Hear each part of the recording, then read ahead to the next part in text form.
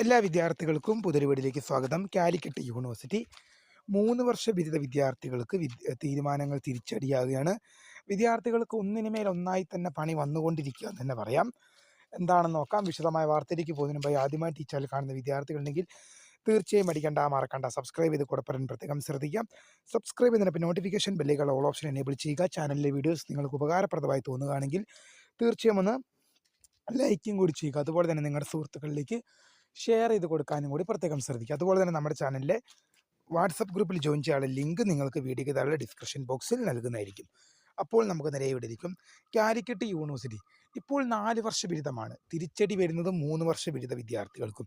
അതായത് ഇപ്പോൾ 4 വർഷ ബിരുദത്തിൻ്റെ കാര്യം എടുക്കുകയാണെങ്കിൽ സപ്ലിമെൻ്ററി പരീക്ഷയുടെ കാര്യം എടുക്കുമ്പോഴാണ് 3 വർഷ വിദ്യാർത്ഥികൾക്ക് തിരിച്ചടിയാകുന്നത്. 4 വർഷം ബിരുദ പ്രോഗ്രാം വന്നതോടെ 3 വർഷ ബിരുദ